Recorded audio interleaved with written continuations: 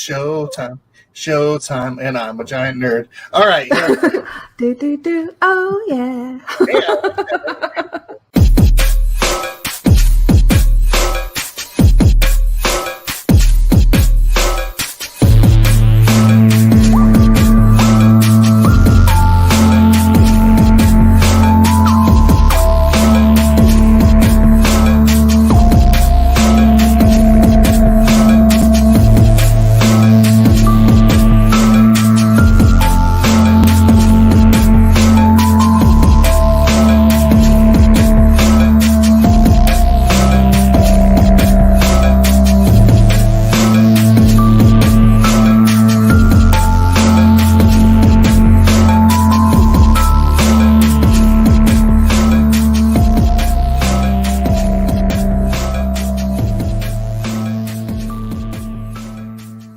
Ready to go live. Hello, everybody. It's a dinosaur. His name's Rex and blah blah blah bloop. Do do do do do do do. Yeah! Tonight's live stream is sponsored by Macado, Castle Siege, Starforge, and Blessed Dark hit Kickstarter October 15th. And it actually has already passed, but it is amazing. If you have not had the chance to, you should be able to still do some sort of pledge manager type thing. Oh my goodness, what are you doing? What are you doing already? Never watched your intro before. You never watched it? That was way too much energy for me. I'm sorry. Here, I apologize to everyone that I'm not going to be that energetic. Oh, you'd be surprised. After watching that with Bonacor, Bonacor is like, why am I not on there yet? I'm like, because we're talking now. But I think most of our conversation was either Jack Fast Memorial Fund or we were talking about wines because he just started getting into wines. Though I think he's more of a beer guy, but yeah, wines lately. So who knows? It's craziness. Who knows? Uh-oh. Anna Maria Jackson Phelps is over here. Love you. I don't know how to do the heart thing. I think it's like this. I don't know. Who knows? Is it this way? Is it that way? Is it this? Oh, it's this way. Like this, or I just do it like this. I don't know. But yeah, Anna Maria Jackson Phelps, I love you. Just right out the bat. There, I'll say it. Love you. Love what you do for the community. There, I'll just do that. There we go. Very cool. And hey, Kidsplaining's on here too. Great. So yeah, hey everybody. We're going to be talking with Robert Geistlinger from what we could say the Dice Tower. We could say, was it now? Are you still doing stuff with Quartermaster at all, or no? But you're just it's mainly Arcane Wonders now.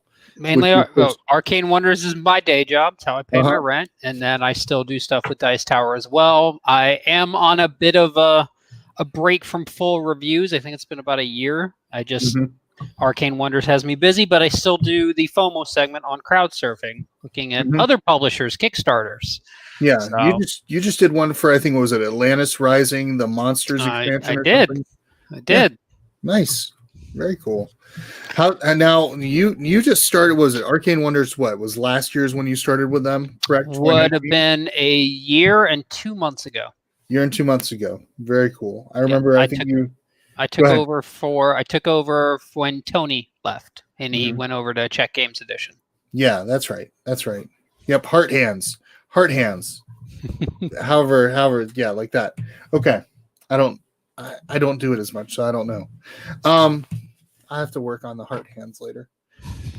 But yeah, no. So what we're doing tonight is we're going to be talking to Robert. We're going to be talking, of course, about board games, and of course, they just got done with some Kickstarter, but you can still get involved in some sort of Kickstarter, some little Kickstarter, something based around the Sentinels of the Multiverse. It's what, Freedom 5? Yep, Freedom 5, which was so it's set in the Sentinels of the Multiverse universe, and is also the third in the series of the Defenders of the Realm games from Richard Lanius. So it's bringing two board game things together into one board game, which is fantastic. Yeah, and people can still right now, they can still get somehow involved in it. I know it just finished, but they can still pledge through CrowdOx, correct? Right. The pledge manager. I opened late pledges yesterday morning. So, and right now it's just, sign up for the late pledge. We haven't actually opened it beyond that, so you won't be able to like pay me anything yet. Yeah. And I've put that out into the chat. So if anybody is interested in that, if you want to stop right now and just go right to it and go ahead and get yourself yourself on the list, click on that link. I don't know what he linked, but it's super simple. Mm-hmm. I use the same redirects for everything. Freedom5game.com will take you right to it. Yeah, I just took it straight from the CrowdOx site, which is not as simple, but luckily it's clickable. So hopefully that works for a lot of people. Just something I always do with any Kickstarter is we register a domain. That domain goes to the landing initial, so you can sign up for our freebies. Then it moves to the Kickstarter. Then it moves to the pledge manager. You never have to change your link. I like that. I like that a lot. I'll have to remember that sometime. But so how did you get yourself kind of installed into the industry? You did some stuff with the reviewing. You've done, of course, things with previews. But where did it kind of begin for you? What kind of got you to where you are today, so to speak? Well, so, initially it was just getting active at my local game store, which at the time I was still in Orlando. So that was shout out to Sci-Fi City in Orlando, Florida. Still an absolute fantastic store. I miss them dearly. So getting involved in there and just that got me even deeper into things. And then it started a process of just wanting to one-up people. So I got so heavy into print and play stuff and creating custom components and stuff. And then the second Dice Tower convention ever, I went there, and that's where I actually met Richard Lanius for the first time and kind of started a little friendship there. And weirdly, all of these paths will show you how I was always going to end up at Arcane Wonders, because the only other thing I remember about that particular convention was at the time Arcane Wonders was rolling out Mage Wars heavily. And I was running around this convention. I didn't know anybody at all. And it was just one of their volunteers that got me to like open up and play something. And from there, And so the next year I was like, well, I'm going to volunteer. So I volunteered in the library for the convention, and I loved it because, listen, if you're ever going to volunteer for a convention and they have spots in the library, take those spots every time. If you're going to volunteer directly for a convention, because you get to interact with everyone at the convention. And from there, it just kind of rolled into, I was then staff eventually for the Dice Tower convention. So that got me knowing Tom and them a little bit. And then I kind of had it in the back of my head for a while. I was going to do reviews. But on the side, I also, my print and play skills had gotten so ridiculously good that I had designers who were having me create prototypes for them, which led into guys like Philip DuBarry actually sending me early revisions of things to run play tests on. But then I finally decided, I'm going to do a review. I'm going to do reviews. And the first game I was going to review, so this would have been right when Terraforming Mars came out.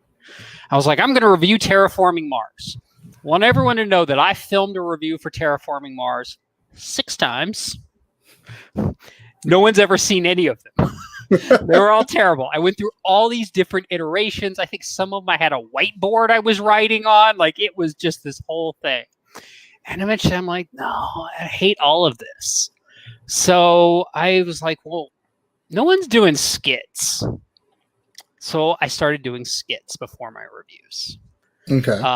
Like green screening them out. And that actually happened because Rob Oren on his channel had started this thing called Community Review, where he would invite people to come in and do segments. And I started at that point, I started a series of escalating videos where every video I got more and more technical with the green screening and the skits. By the end, it was out of hand. It was way out of hand. But that gave me the confidence to do it like as my own channel. So I started the Blue Player channel, which I started that one. There was like, why'd you pick Blue Player? I'm like, because I'm always blue, and now none of you could argue with me. It's my name.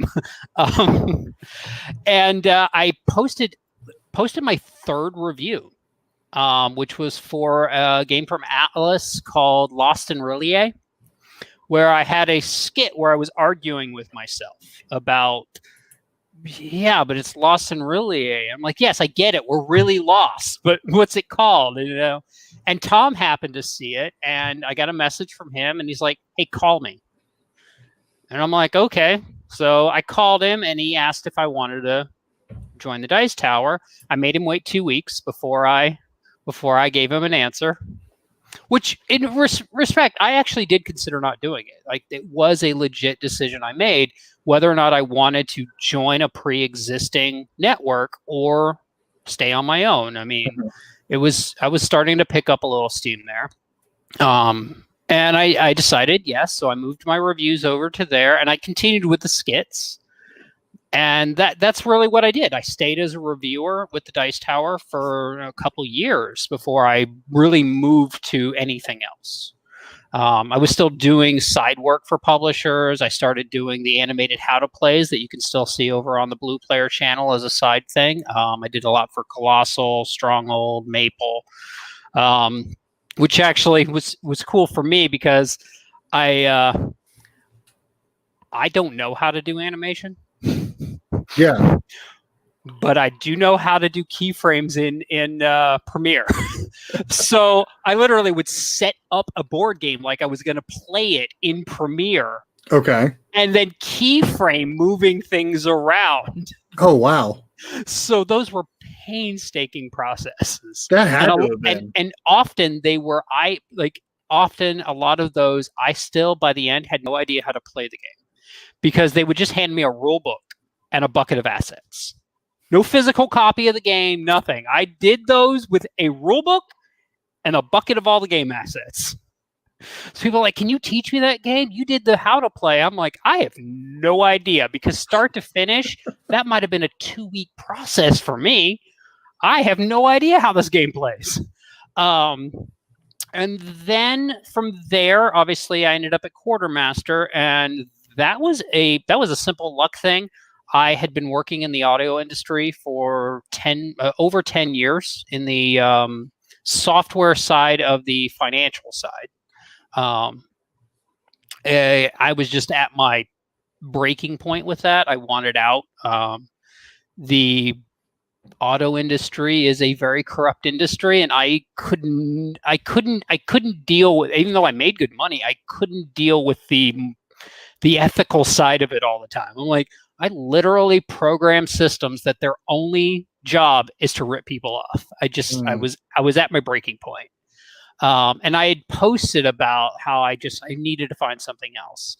And Jerry from Cool Stuff messaged me. He's like, hey, I've got an opening at Quartermaster Logistics. At the time, they didn't have a dedicated salesperson. And so I interviewed for that, went through the process, got the job. And from there, just kept going. And it helped. I'd known people. I have a habit of the way I get to know people is at conventions. I would see a group of people talking, and I'd be like, that person looks important. And I would just walk into it, wait for an opening for something that made sense, and then just insert like I was already part of the conversation the whole time. That's how Daryl Andrews and I became best friends. I just walked, this is when he was still at IDW, I just walked up to a conversation he was in the middle of and just inserted myself into it. See, I'd have a hard time. I still get nervous when I go to conventions, just from anxiety a little bit. So. If you stand there long enough, you've always been there. Yeah. Just stand there long enough. You don't have to say anything. Just stand there long enough, and eventually people just get used to it. They're like, hey, Essie's always been here. That's the secret. And then from there, I did Quartermaster about a year and a half or so. And I had heard from Tony that he was thinking about leaving. At the time, that wasn't public knowledge, but I knew it, and I saw that he was actually leaving. So I remember I messaged Walter, who is here at Arcane, and I'm like, would it be crazy if I applied? He's like, nah. Then I called Tony. I'm like, so I need to know everything about your job ever. And Tony, God bless him, walked me through everything about his job ever. That's awesome. And then I just, went through the interview, and here I am. As it turns out, being a director of sales and marketing is as sexy as you guys think it is. No, it's spreadsheets all day long. I'm not gonna lie to y'all. The one joke I've been consistently making lately is when people, ask me, how would I get into board game industry or how to do that? I look at them with a very dead set face and I say the following sentence. I go, "Do you love playing board games for fun?" And if they say yes, I go, "Then don't." Because that is the first thing you're giving up. I'm like, if all you love doing is playing board games for fun, you're giving that up real quick. I mean, even as a reviewer, I was talking with Rick Anke in Tabletop Santa recently, and I'm like, even as a reviewer, like sometimes I would play a game and I'd be like, I love this game. This game is fantastic. But I knew after those 3 or 4 times that I played it and filmed a review, no matter how much I loved it, it might be 2-3 years before I got a chance to ever play that game again.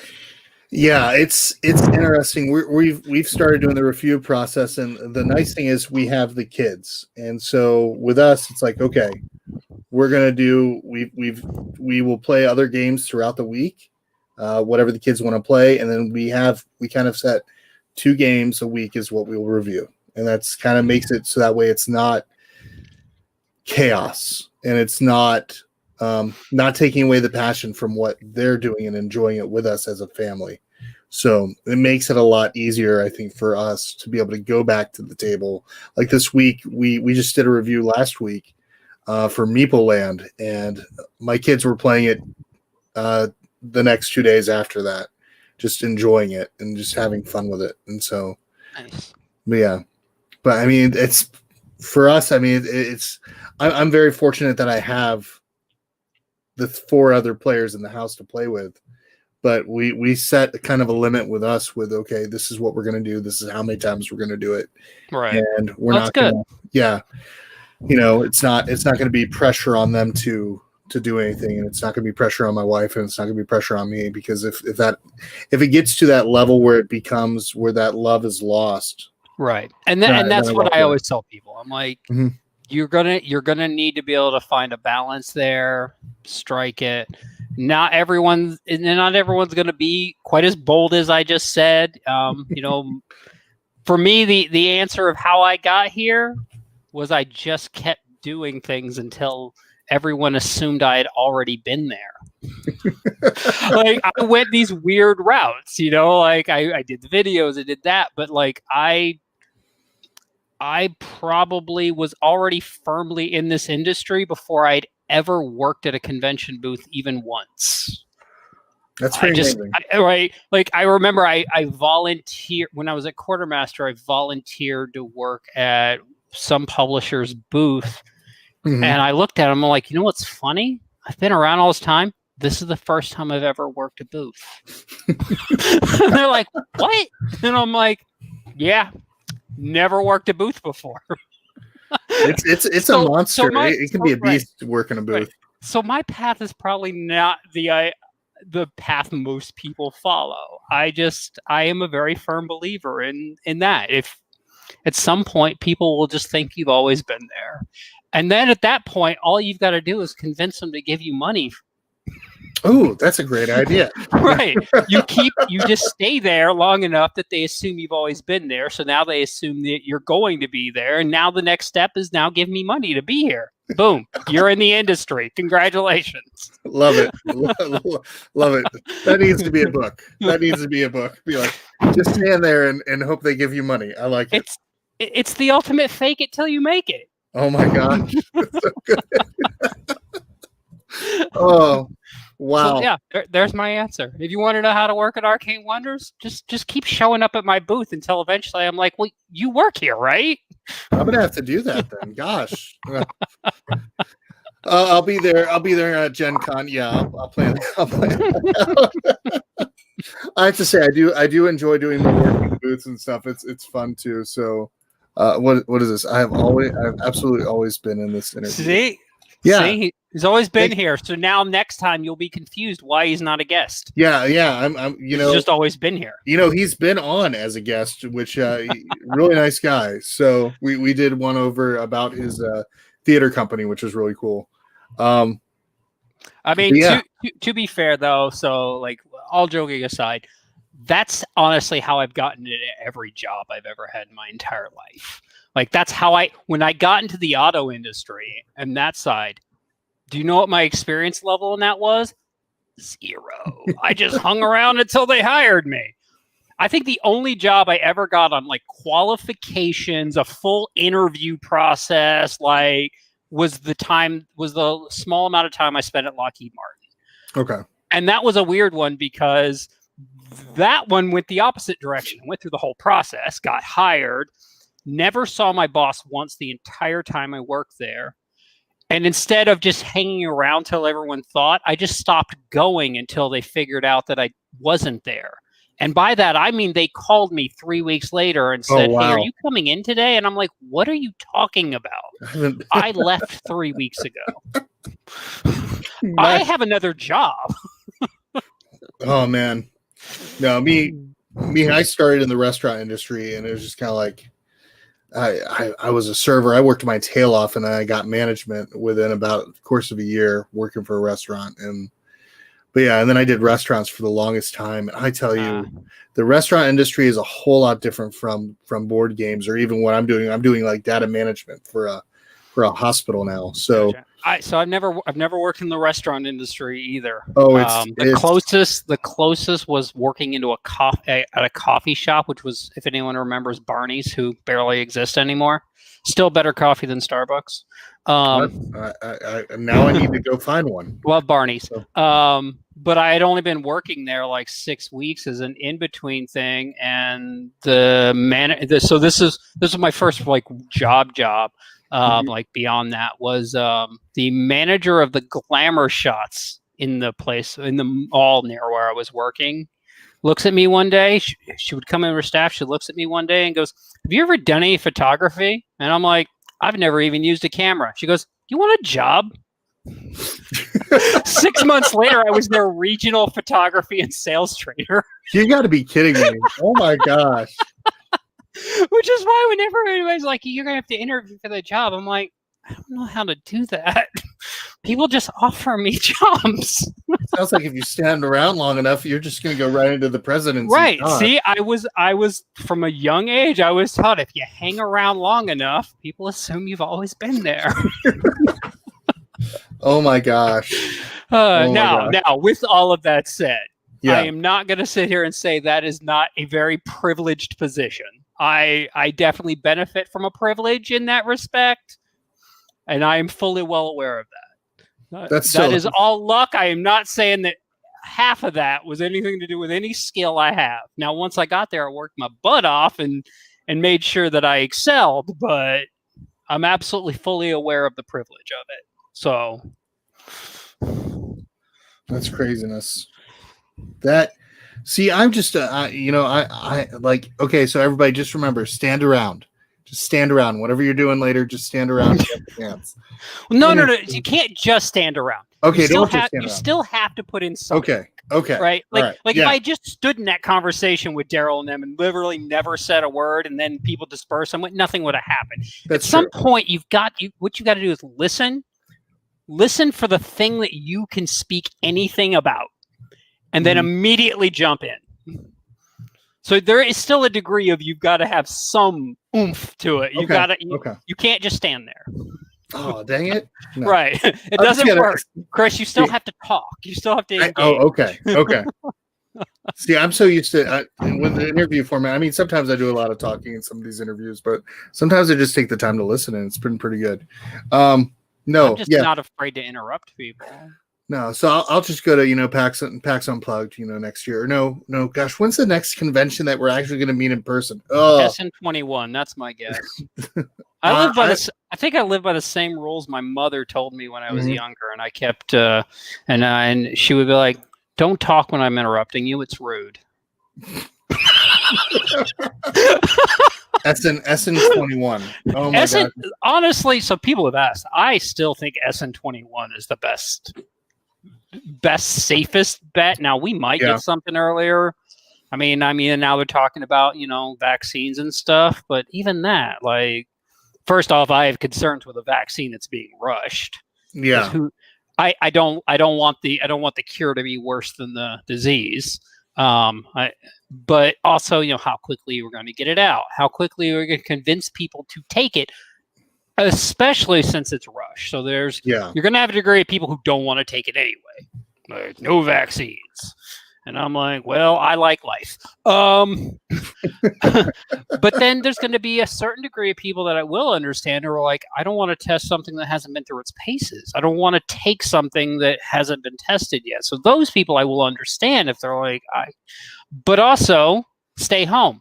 And I'm saying this being in Indiana where, we are having a bad resurgence. Like, we're crushing our original numbers. Yeah, we just hit our highest numbers here over this, I think, week or something. I think there was one day and it was like, well, that's great. Yeah. And I mean, where your governor once again is saying, please don't travel. Please remember, wear your masks, do the things that we've been telling you to do, type thing.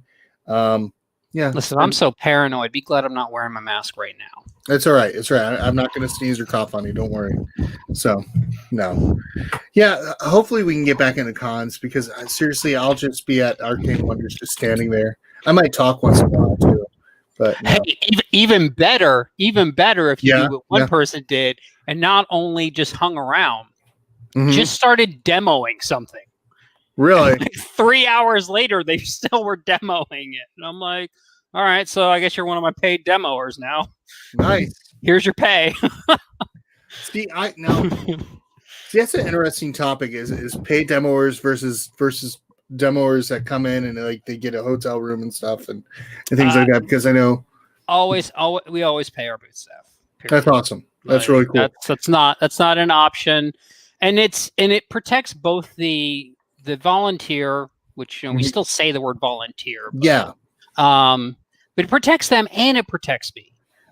Because now you're getting paid to be there. So your time is valuable. But also I'm getting someone I can count on. Like if you're not getting paid at all, well, you could just not show up and then what? I have nobody. I can't say anything. All I can do is, you can't volunteer here again. Yeah. So it really does protect both. I was legit surprised when I first started getting into the industry a little that it wasn't no one got paid at booths when I first got in here, and that really shocked me. I was like, that's really weird. I mean, coming from the auto industry where nobody was even standing in one of those convention booths for less than $20 an hour. Yeah. They're like, I'm not getting out of bed.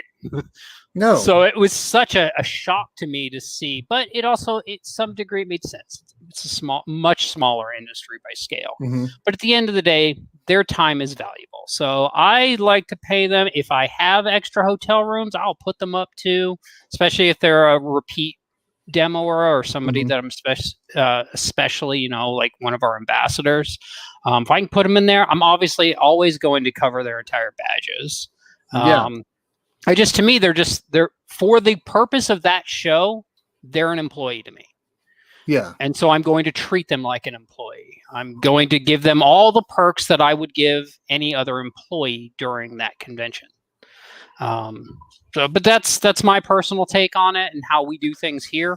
I know not every publisher can do that as well. Yeah, not everyone can. Right. And we're a little more fortunate that we can. So if you're there, and in addition, you're going to get the added perk of all the stuff I didn't want to ship back. And we're like, yeah, that's always a plus. I think that's one thing. Like, I started doing demonstrations for like different publishers and stuff like that with Envoy, which great system. But like me, I was just starting out in the hobby, and I didn't know anything about really. Okay, I'm looking at games, and as a family of 5, you're looking at a $60 game, and you're thinking to yourself, I can't afford that. I can't afford to tell my wife, hey, I'd like to, get this $60 thing. And Well, put it on the table. Yeah. that circles in perfectly to something I want to talk about then. Oh yeah, yeah. But yeah, that's kind of something that kind of came about, and so then being able to volunteer and actually teach the games and kind of work for them, so to speak, and then be able to go to conventions and meet up with people and develop relationships and friendships. and surprisingly enough, they still want to keep in contact with you after they're gone. Go ahead. But let me tell you this: this industry ages you. This industry ages you, and if any of you don't believe that, go check out my early videos. Some of those videos are only like 6 years old. None of this was white. I can't say anything about my hair. I've aged 2 decades in the last 5 years. It keeps you busy. I mean, you're traveling. I mean, when cons were back in season, how many cons did you travel to in the course of a year, would you say? I have no idea off the top of my head. I mean probably about 10 a year. Mm-hmm. Sounds about right. It depends.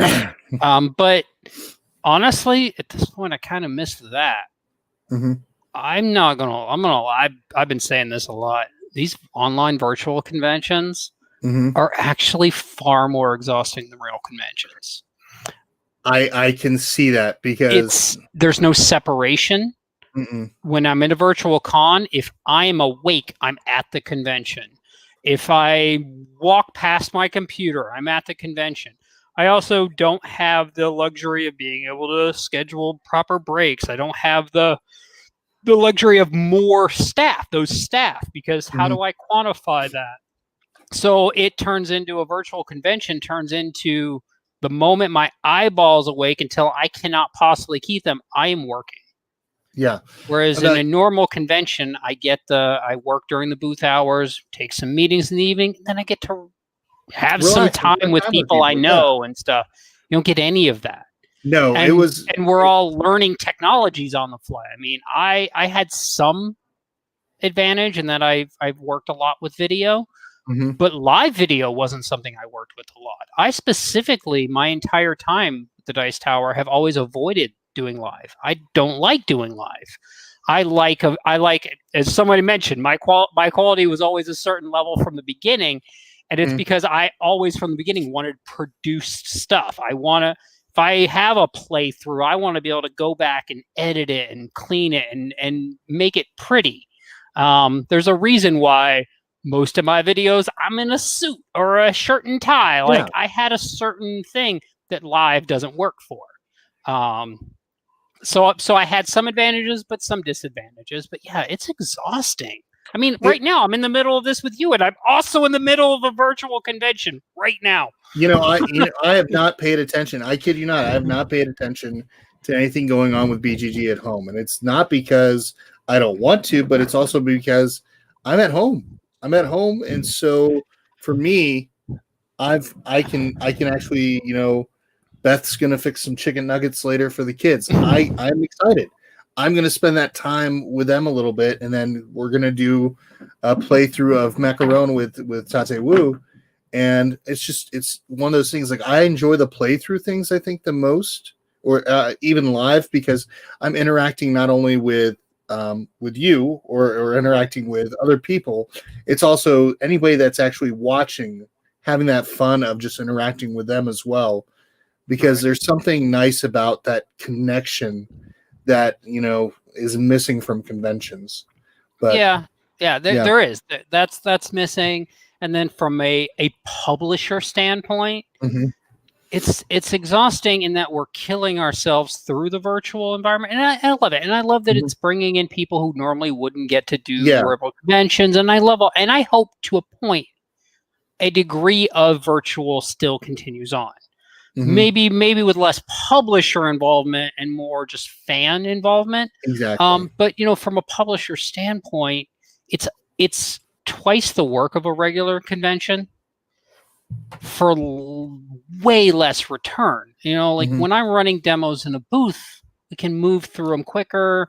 We can do different things. I've got more people running them simultaneously, whereas I run demos in a virtual environment. I maybe demoed to 16 people all day long. So, and that's disheartening. So over time, the drag on the virtual convention becomes more and more, especially as a publisher, when you're doing all that work and you're not getting a return on it. I mean, look at Gen Con Online. Gen Con Online, I think, ran fairly well.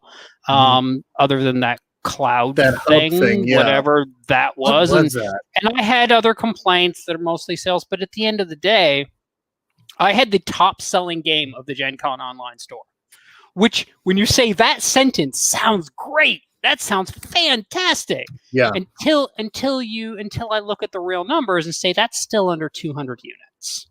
Yeah. Which for me, I was like, great. But I'm like, but then I started thinking about it further, and I'm like, now I just feel bad for everyone. Like, we put all that work, and I mean, at the end of the day, conventions really are about getting the games in front of people, letting them discover new games, and I love that experience. But I'm not going to lie and say that part of it isn't being able to sell games. Like, that's an important part of it, especially with something like a Gen Con, where while people, may think, we're selling the games at a full price and things like that. And they're like, well, you're making more. I'm like, yeah, but most Gen Con releases, most of us airship those copies in early, and 9 times out of 10 take a loss on those units because it cost us so much, especially with the way this year is. Yeah, I'm pretty sure I've spent twice as much on air freight this year versus other years. Although, make sure we can get those early copies for something like a Gen Con, but without any idea or history of what it's going to sell. Yeah, because this is a whole new landscape that we're in right now. And one of the things, like you said, it's exhausting. Because I know I did, what was the recent one? Spiel.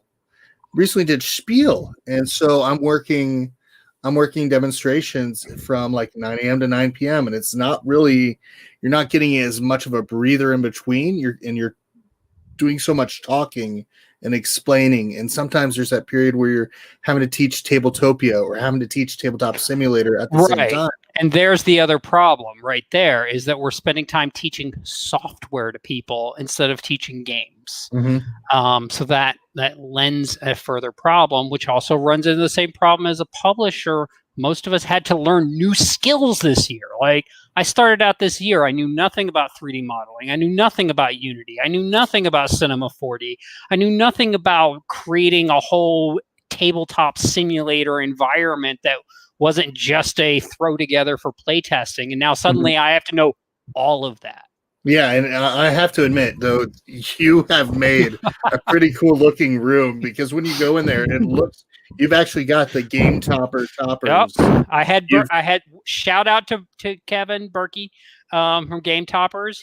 When I sent him the crazy request that said, "Hey Berkey, you think your engineer would share the CAD files with me for your toppers? I mean, I know that it's technically your trade secret." And he's like, "Why not?" And then I proceeded to model them up in Cinema 4D using that and brought it in. But yeah, it's like a whole new way. And unfortunately, I have the problem of I can't do anything half. So like, yeah, I could have just made it look like every other, but I was like, no, this needs to look amazing. I need floors and walls and calyxes, and oh my gosh, it was me up till 5 in the morning. Games on the shelves. I'm just like, I'm looking. I think I told you this, or I mentioned it to somebody else. My dream, and I have a room partially ready for it. My eventual dream with that room is you go in, you have the game topper sitting there, and it'll be blank. And all those games that are on the shelves, you'll be able to go up to one and say, "I want to play Ruby Combat Ready." Click it, and it'll set it up on the table. Right, so you can just, instead of going to multiple mods, you'll be able to go to one tabletop simulator mod for all of Arcane Wonders games. That's the dream. That requires a lot of time. Yeah. Well, I mean, luckily from what it sounds like, though, you've been using this virtual computer to kind of get a lot of it done. That basically, it sounds like it has no latency at all, or no. So there was some confusion. And then you mentioned that. So that's a product called Shadow. Okay, gotcha. That do run that. But no, I use that mostly for if I need a nice beefy Windows environment for my MacBook, I can load that remotely. Plus, it lives in the cloud, so I can get to it anywhere. No, my primary dev machine is sitting over here with a RTX 3090 and 64 gigs of RAM and an overclock CPU and all RGB. It looks like an advertisement for Linus Tech Tips, I swear. Oh, I love Linus. Linus is so good. I do. I was laying in before this interview. I was laying in bed watching a Linus Tech Tips video. That's good stuff. I mean, you definitely can't go wrong with Linus. I mean, I actually only stumbled onto Linus accidentally through, like another thing I tell people if they say I want to get into reviews. I'm like, then you need to go on YouTube and you need to watch as many reviewers who have nothing to do with board games as you possibly can. Like, I didn't put out a first review until I sat and I watched all of those. I learned how my DSLs work. I went to Black Magic Camera. Like, I made sure that there was no technical limitation that was going to be my problem. If I failed, it was just because I'm ugly.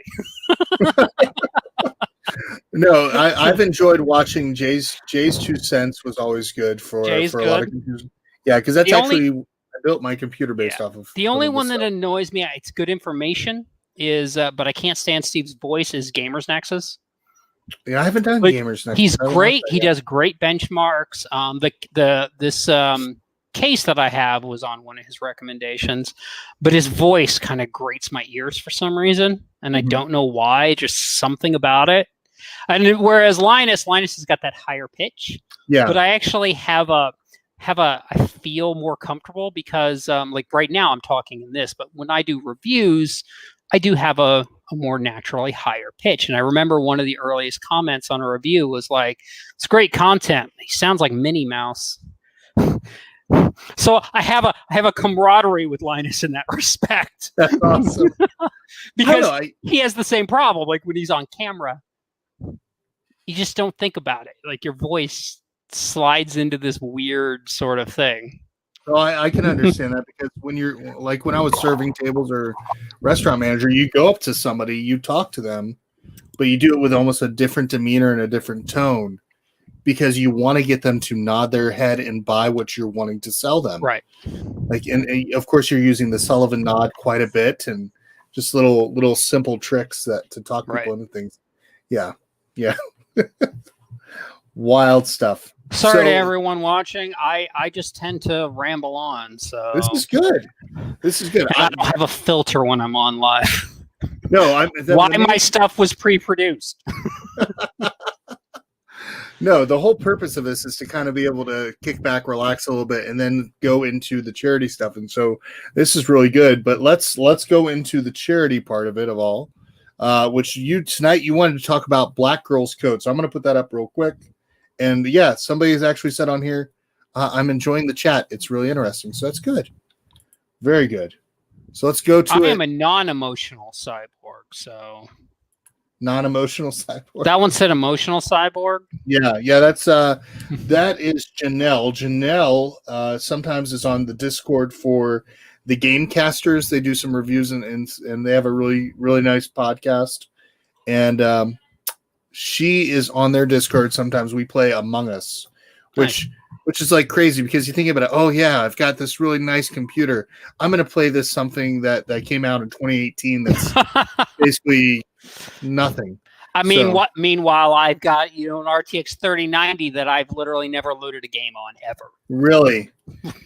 See, I put some games. I went to G2A, which they have a lot of Steam keys that people don't use, and so they sell them instead. So I picked up like the Batman series and Skyrim. I had to get Skyrim. So I have played Skyrim in the past, but realistically, I own an Xbox for one game and one game only, which is why I don't even call it my Xbox. I call it my Madden box. Every year I buy Madden. I play Madden in a league with like Scott Morris, Pete Shirey, Jason Brenner. I play that, and then I don't turn it on until the next Madden season. Are you getting the new Xbox then? Or? I tried to get one, and the only reason I want it is because they've gotten theirs, and therefore I need to move up to be able to play with in the league. But I can't justify. They all want the Series X. I'm like, I play one game. A Series S will be fine for me. I don't care. I don't even own a 4K TV. Like, I don't care. What I find interesting is the fact that you're basically paying for a Blu-ray drive. Way too much. Yeah, well, you are paying. So you got a Blu-ray drive. The Series S is only 4 teraflops of processor power versus 12 teraflops. All right. There's more RAM. There's twice the storage, which that actually was the one thing that made me think about it, because the storage expansion for the Series S is $219, which now means you're back up at Series X price. So, like, there are some advantages, but if you only play one video game ever, period, just go with a cheaper one. Right. Yeah. No, I have not gone into the video game systems. We have a Switch, and that's it. So the kids are playing Mario, and I've got them the latest. I've got the Hyrule Warriors Age of Calamity, which hopefully they can't hear me as I'm saying this. Got it for them for Christmas. So something's coming in the mail tomorrow. I'm like, don't touch any packages. You're not knowing what's happening. So see, the only other two games I ever play will literally run on anything, and that is Pool of Radiance on an emulator. Okay. Old D&D Pool of Radiance. And Final Fantasy 1. The best Final Fantasy, and everyone can fight me on that. I don't care what anyone says. Final Fantasy 1 is the only proper Final Fantasy. What about 3? 3 no, is 1 decent. Okay. All right. What, and once in a while, I loaded up an emulator and play this old game, Romance of the Three Kingdoms 3: Wall of Fire. The only good one from that series. Classic games that I'm playing. I've got them on here. I've got to do some retro rewind type segments, but I've got Full Throttle, Sam and Max Hit the Road, Day of a Tentacle, and The Curse of Monkey Island. I'm a big fan of Tim Schafer's work and LucasArts games. Nice. Those ones are the ones that definitely are worth playing and watching. Yeah. So. I have more fun coding things. Yeah. Which this leads perfectly into Black Girls Code. Hey, here we go. Bring it. All right, I'm going to scroll through the page. You talk to us about it, and we'll go from there. Well, it's pretty simple. So Black Girls Code was started back in 2011, and it's an organization that does STEM training for STEM for women of color, which is a segment that has been severely neglected with access to STEM training, or learning how to code, learning about technology, computers, and not only from women of color, but also women in general, which is crazy when you think about the history of computers and some of the most amazing minds in history and computing leaps forward have been women. And so it's still crazy to me that it is, and this one was especially important to me because, again, I came from the tech sector originally, which, especially because I came from the tech sector adjacent to the auto industry and Lockheed Martin, a very white male dominated sector, both in its tech side and its non-tech side. So when I first found out about Black Girls Code, I was like, that is fantastic. Allowing women of color to get access to technology and technology training that they normally would not have, and they specifically focus on girls aged 7 to 17, which is right in that perfect age. Honestly, learning how to code, I wish I had learned how to code when I was 7. That was it would have made so much more sense to me when I could still have that more abstract thinking. And we even stepped up with this particular when we started looking in this, when we did the smartphone release and we did the expansion for it. We did 10% of all the income, not even the profits, the income we donated for the months of July and August for it. Yeah. But yeah, they're just a wonderful, and they're mostly based in San Francisco. But they do have tentacles, for lack of a better word, all over the country and different programs. Yeah, it's a beautiful organization. I think this is the third time we've talked about this charity with different people. That's I think awesome. Yeah, Mandy came on and talked about it. Julie came on, and then you. So, but I mean, yeah, it's a great way to get people back into Oh my not being gosh, situations. Go ahead. It's funny. You're right. Mandy did talk about it because Mandy and I were talking before she came on, and like a few weeks prior, and I was telling her about them, and she immediately was like, "This is amazing. This is the best charity ever." And like, so that's fantastic that she was talking about them too. I'm glad because they are just a great organization. I mean, when you've got a backing from Oracle and Google, that's pretty awesome. I mean, Oracle is like the SQL god in my mind. So, but I mean, I'm not sure how I feel about that AT&T backing, but you know. Yeah, well, AT&T, Verizon, it's okay. But Capital One, what's in your wallet, I guess. But no, I like when I see Google and I see Oracle. I mean, the fact of how much Oracle is like almost in everything. People don't know it. Oh yeah, it's just crazy. But to have somebody like their organization, it's phenomenal. I mean, the things like the programs that Oracle produces is ridiculously. That's actually what I was going to be clicked. That's one of the, if you go back to their programs and events, that's one of the coolest things they do is their BGC hackathons, where they actually have, and obviously with COVID this year, they weren't able to do them as much, but where they actually do, like have them come together and they try to like compete to build apps and things like that. And it's sort of those things that typically you would normally see at like geek conventions or things like that, or Linux conventions, but having it for this was just so cool. Yeah, I mean, are they using Python? Is that what they're using when they're doing it, or I'm not sure what language they use. Okay, I mean, because Python's usually fairly easy to approach. Yeah, I'm gonna assume if they're I'm gonna assume on the younger age, I'm gonna assume it's Python or even I mean, once upon a time Java. I'm going to assume they're not stepping into. I'm assuming they're not stepping into C# world until later. Yeah, C# even breaks my brain once in a while, and I was a C programmer. See, I did my master's in information systems, and the thing that I've always been into was SQL, just because of the process and the database structure of it all.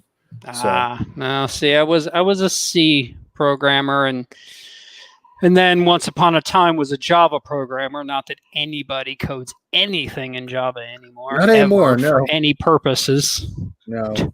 Java once was going to be a big deal. Yeah. It went the way of Flash. Which suddenly everyone realized there were a lot of holes. Flash is still out there. I think Flash is finally being discontinued with a lot of browsers. It is because I've noticed some, because as much as I bored you, my YouTube suggestions are always coding and stuff like that, and I've been seeing some stuff pop up about how to preserve your Flash stuff. I'm like, oh, y'all was still doing that? Awkward. No, I love this organization just for the fact that it's trying to bring people of color and bring them back into being able to do things that actually matter. Right. And especially because, again, historically, this has been a field that has been very not so inclusive. Like, no, let's be honest, the modern IT world has been historically pretty bad about it. And so women get involved, but they get in because they fought their way in instead of at a young age being introduced. Like we lose so many minds that could have done amazing things had you even introduced them to them. I mean, it's why, as a secondary thing to this, I am such a big supporter of putting music education back into elementary schools, because it should be there. Like if you're not exposed to it, you'll never know if you if it's for you, and then we lose the possibility of those minds expanding in something they could be great at. Everything has gotten very, these are what you do, instead of these are the things that you might want to do, what interests you. Yeah. And okay, so does coding interest you? Here, let's help you get involved, regardless of your income level, your social status, your access to technology, all of that. Have access to it, and then if they have a mind for it, and that's what they want to do, and it lights them up, none of the rest of that should be a barrier. They should be able to get access to a computer. I mean, I had the fortunate side. I mean, I grew up extremely poor, and we didn't have any stuff at home, but I had certain teachers who saw that I had these interests in things, and be like, look, I got this old Apple IIe sitting here. Would you like to tinker on it? And I'm like, yeah, where's the books on BASIC? Let's do this. But even with music, like I had like this interest, and somebody's like that. And so like a teacher got me access to a trumpet, and that taught me I loved music. And I went on to learn 12 different instruments. That's amazing. But if someone hadn't have given me, because my social status and my income status, I wouldn't have had access to any of that. I had luck on my side and fortunate to be in the right places, but not everyone's going to have that either. And so it shouldn't be a barrier. Where you come from should have no bearing on where you're going at all. That should not have any bearing on it. It's very true. And sadly, it's taken what? How many years for us to get to this point where we finally are pushing for it more? I mean, it makes me sad, because it makes me wonder how many amazing minds and advancements have we lost out on because we didn't foster those young minds. We didn't expose them to things. And that makes me sad. I mean, maybe we could be further as a species if we hadn't put those barriers in front of people. Yeah, it really comes down to showing each other respect, listening to them, and actually helping others achieve that potential, to help them see the potential. I mean, for me, music, if I wasn't introduced to music, I wouldn't have an outlet for when I'm dealing with depression or dealing with anxiety and things of that nature. Right. Like, that's the reason I keep a guitar by me at all times. Like, and there are times when I am knee deep in meetings and numbers coming in, and I'm just like, I can't anymore. I will literally just pick up my guitar and be like, what's a song I haven't played in a while? Or what's a song I've never learned? I'm going to learn how to play that song. Yes. And that's all I do. I record a cover, and then I get back to what I'm doing. Yeah. I mean, it resets me. Yeah. I mean, I just, kind of, what was it? Remember, was it Tom Hanks did the version of Mr. Rogers?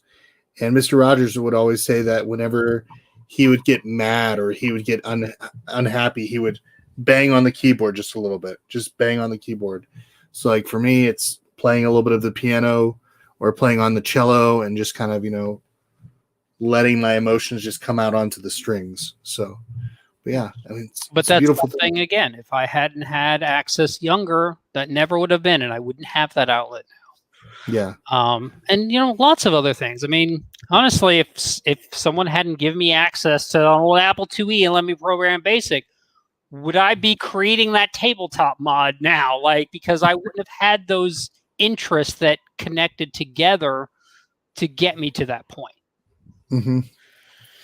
See, I mean, and that's some of it obviously is a personal self-drive, but yeah.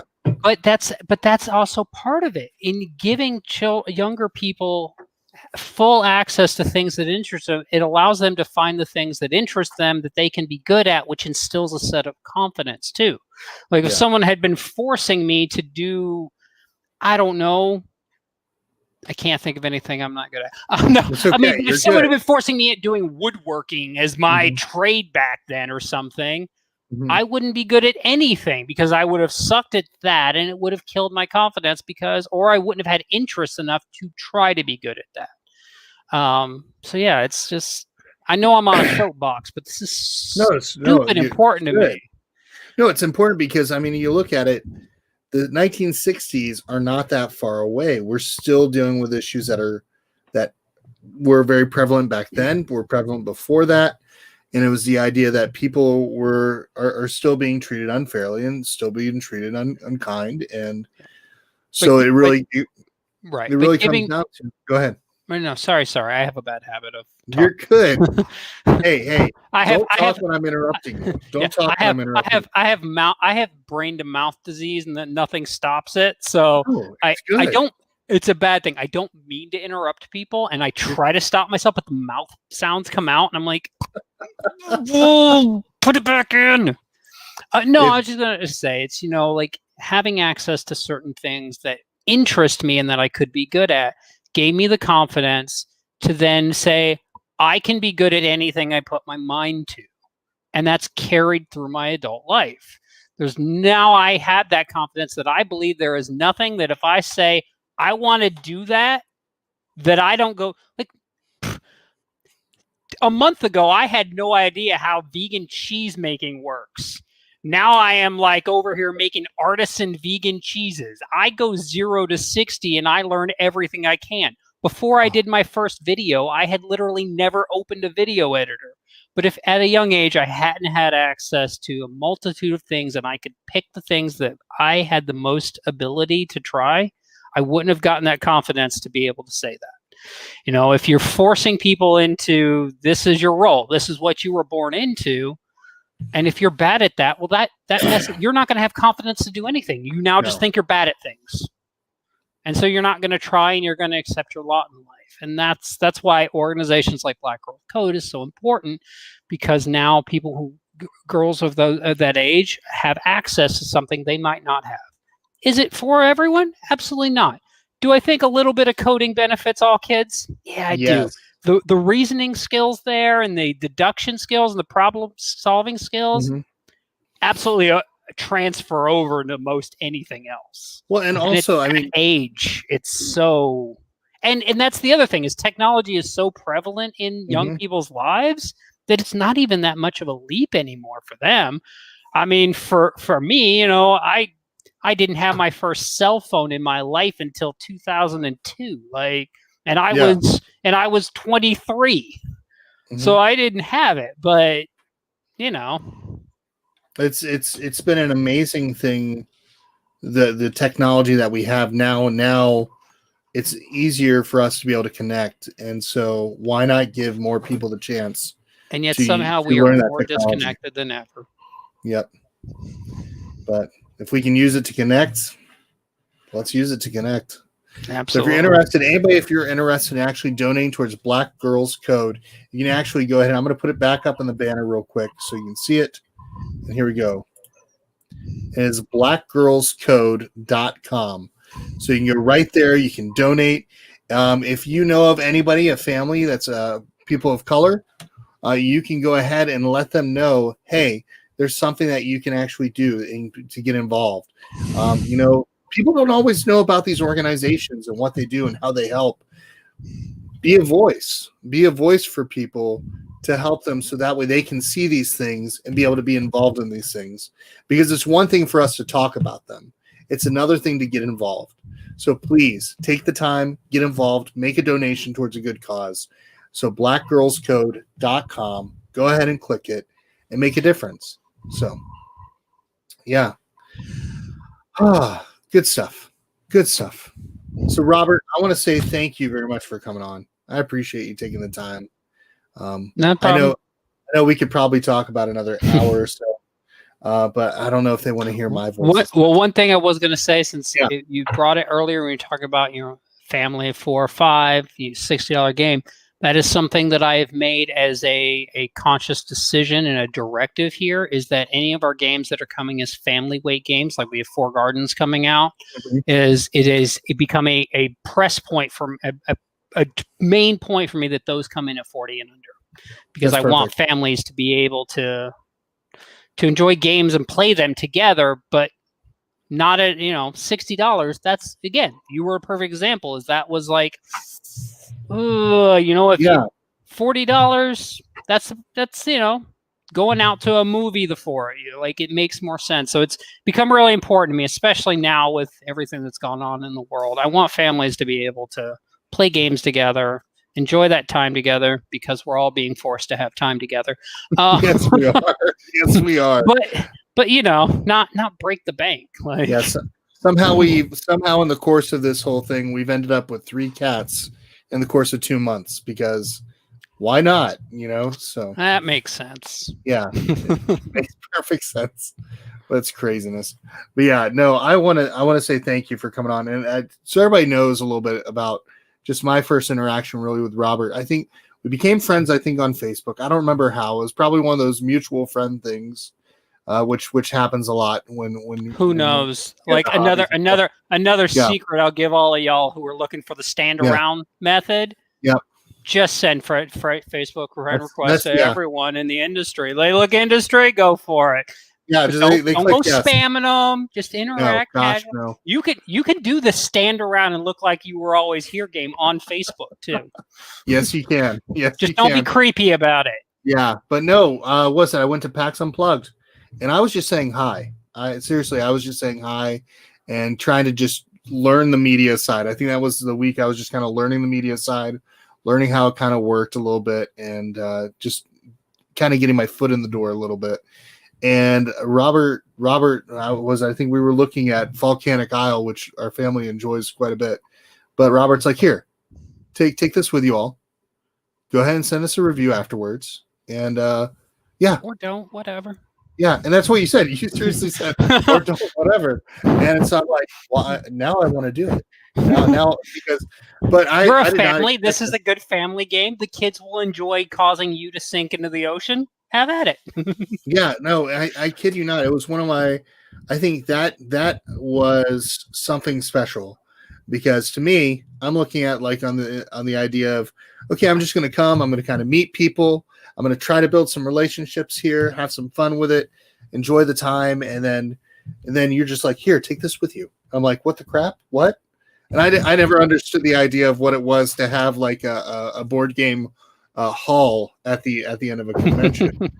But that was the start of it. And I tell you, I did not expect to carry a bag of games from a convention. I planned one game, not even a game. It was like a little, like it was a Bruce Lee thing. I think it was Bruce Lee from Unmatched, because I got him the chance to play test that, and I was like, oh yeah, I'm gonna get it. And so yeah, but it was a blessing. So I want to say that you made my convention right to anyone. Like, that's one thing I came up, so we discussed earlier, I came up mostly through the media side of things. Anybody out there starting a review channel, you got like 20 followers, you want to review something, you just message me, because I know how hard it is to get started. I did my first 100 reviews having bought every single one of those. I want more people reviewing games. Mm-hmm. Like, more people looking at games. So like people email me all the time like, oh, I've only got like 100 followers. I'm like, what do you want? You're not going to get more followers if you're not reviewing games. You're not doing stuff, yeah. And honestly, I just want as many people playing the games as possible. So I know I see one of them right behind you, right there. Secret Neighbor, which our family really enjoyed. So I sent out over 200 review copies of this. I believe it. I didn't track any of them. I think I only got back 12. Yeah. We enjoyed it. I know we thoroughly, but I mean, it's social. Oh, I'm going to show you something then. Okay. What you got? It's either going to make you sad or happy. What? We haven't publicly said anything, but I'm starting to. So your copy has the little code with these amazing keys, which are great keys. They're replicas of the in-game keys. Nice plastic. Yeah. Mm-hmm. Next month, a Barnes & Noble version of the game is coming to their stores. Okay. In-store only. Only difference. Oh, that looks really cool. I like it. They will have a special edition with items from the game as the keys. Oh, that's really neat. Which you'll be able to get those at Barnes & Noble. See, I've never played the video game. Exclusive to them. Yeah, so like I think that's one thing I noted in the review is like I have never played this video game before. My kids have never played this video game before, but we enjoyed it for it just being a fun game. I think. Well, so that's what won me over in Yeah. the game. I had never played Hello Neighbor, never played Secret Neighbor. I'm a little old for those. I have since played them. I'm incredibly bad at them, real bad. But I don't like social deduction. I notoriously will rather eat sand than play werewolf. Those are things people know. But I played this with the designers, Juliana and Ariel, and I went, I love this. This I love. It's that social deduction, but it had just enough. Like I love the trading. I was like, it reminds me of other things. Like the trading reminded me of the trading in my #1 favorite game of all time, Avalon Hill's Advanced Civilization, which couldn't be a much further different game. But that trading felt like, I think there were times I was like, all right, I'm trading oil for hides. Like, so just everything about it, I was like, y'all have won me over. I don't like social deduction. I don't like werewolf. I've never played this, but I had a blast playing this game. Yeah.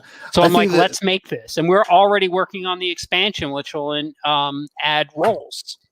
Okay. So you'll have something specific to your particular character. That'll be fun. I'm excited. I'll be looking forward to that then. Yeah. That'll be really cool. Well, I mean, I could talk about all those games on your shelf right now. I already saw Furnace back there, which I think you just recently picked up, right? Yeah, we have. Yeah. You know what? I'm going to give you the scoop on Furnace. Let's talk about it because Furnace is coming from us and Hobby World. Q2 next year, early Q2, mid Q2. Right now, their timeline says it should hit my warehouse late March. We'll see how that goes. But I had an issue with the game, and Rado had an issue with the game, and that was a complete lack of diversity.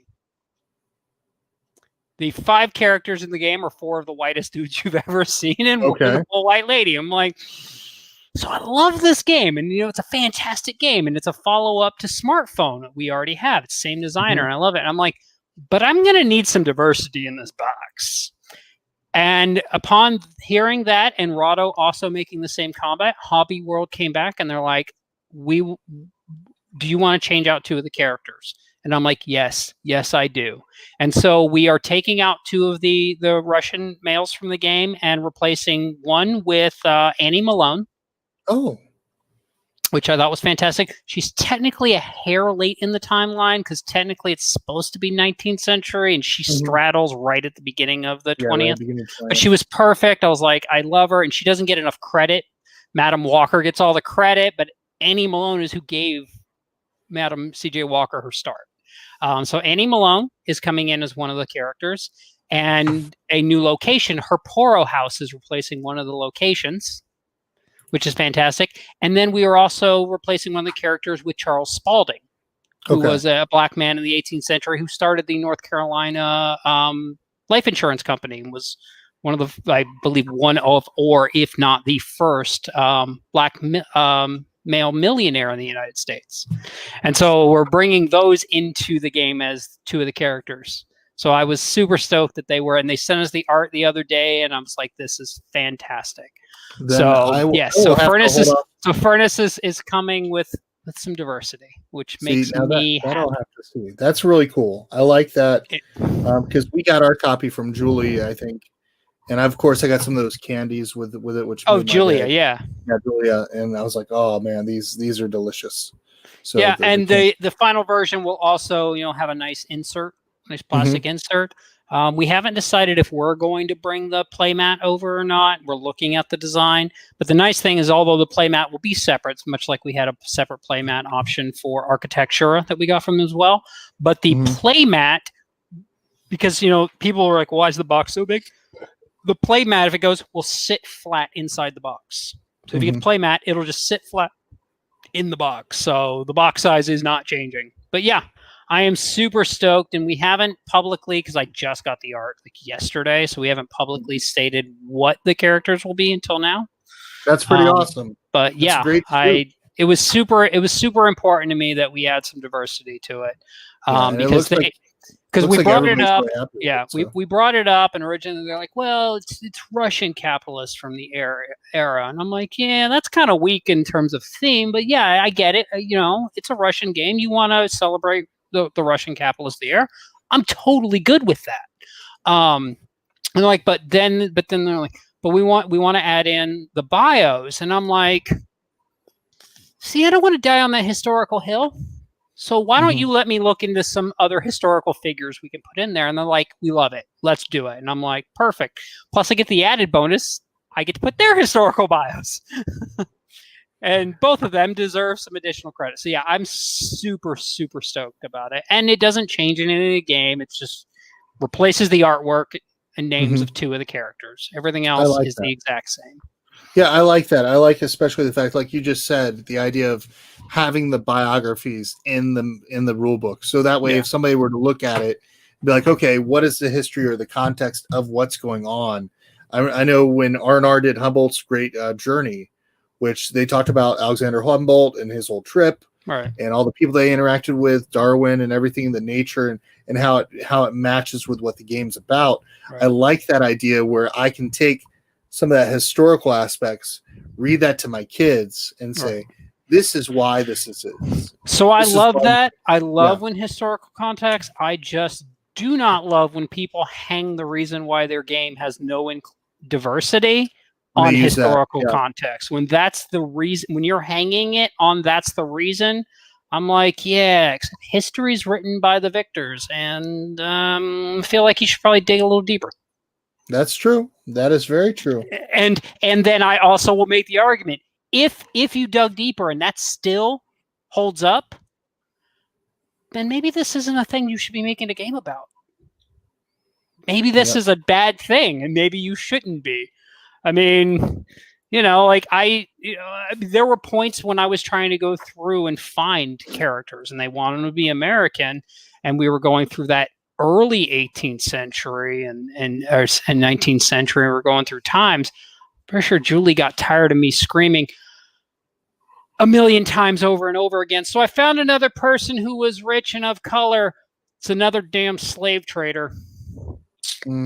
This sucks. I was getting real annoyed with history for like 2 days. Yeah. I was like, oh, this was a black period in America's history. I don't like it. But I found some amazing people. I found another lady who I really, really wanted to lose. Elizabeth Diodonis or something like, I can't remember her exact name, but she was in Louisiana, and she really was America's first black woman millionaire. Wow. The only reason I couldn't end up using her, and she was an immigrant, she was fantastic. I couldn't use her because I literally could only find one picture of her in existence, and it was unfortunately unusable to try to get some art for it. And I was like, I am so sad I can't use her because everything about her was magical. Like her whole life was magical, but I just couldn't find enough context and pictures to make it work. I mean, that would be something neat, though, that you could have that in the rule book. Just other notable historians who are not other notable people in history, and then be able to have just a little bit of facts about that. I mean, like you did with the smartphone. You said, you did the expansion. You did some money that went towards Black Girls Code and stuff. Right, we did that, and we also made sure, because let's be honest, the cover for Smartphone Inc., which was well before we ever got involved, the original cover is, let's be honest, it's James Hudson. Yeah, it really is the whitest dude ever. But that's why, because we did the expansion, because we brought that, and that's why we included more diversity in this cover, because this does not make a lot of people look at this and are like, this does not speak, like, I am nowhere to be found on this box. And I'm like, and that makes me sad, because you belong on this box too, just as much as anyone else. Like, I want people to play games that they can feel connected to. That's it's the same, like, it's especially kids. Like, kids relate to being able to see themselves in something. So Yeah. Sorry, I get on soapbox. No, this is good. This is good. I would rather have these conversations and talk about serious topics, which is important. I mean, we can talk about games, which is good. We can talk about those things, and it's fun. We enjoy it. I'd prefer playing a game more than talking about the game sometimes. Which at conventions like these digital virtual conventions, you're talking more about the game than really getting the chance to really enjoy the game and see their reactions. I think that's what drives me. When you're teaching a game, you're like watching people, and you're like, oh wow, okay, they're engaged. You can see their engagement. Versus virtually, you're hearing like a voice, and they're like, "Oh, yeah, this is good." Okay, well, but this type of context and this type of talking and interaction is even more important. This is the reason why I wanted to do this type of a format where we could talk about these topics and just have good conversations. And like everybody's basically been saying on here, soapboxes are great. Soapboxes are great. I will continue to scream from the rooftops that as publishers, we should be doing more to make sure the people who are actually buying our games are all included in our games. Yeah. And I will scream that until I either win this argument completely or I'm pushed out. One of the two will happen. Well, either way, however it goes, I am thankful for you, Robert, for coming on. I'm thankful that you really do see these situations and these issues and are bringing them to light, especially in the sense of like board games, being able to say, okay, something's not right here. Let's make a change and make something that's inclusive to other people. And I think that's big. I think that's very big. So, yeah, but I want to say thank you very much for coming on tonight. I've enjoyed this conversation. I could go. I think seriously, have we really talked an hour and 20 minutes? Listen, I am amazed. I'm of the opinion I have benefited from a lot of privilege in my life that I should not have had. Mm-hmm. And I want everyone to have the exact same access to everything. I think that's where we'll end it tonight because that is a beautiful, beautiful statement right there. So thank you. Everybody, I'm going to go ahead and close it up. We're going to go ahead and say it like I always say. If we can gather at a table, we can do the same for a good cause. Go over to Black Girls Code real quick and take the time. Click the donate button. If you have the chance to donate, please do. If you don't, please share the message of what they're doing with other people. Let's make a difference for our community. And I'm going to wish you all an amazing night. Bye. Bye. We'd like to also thank The Op for sponsoring tonight's live stream. One of our favorite games for them currently is Hues and Cues.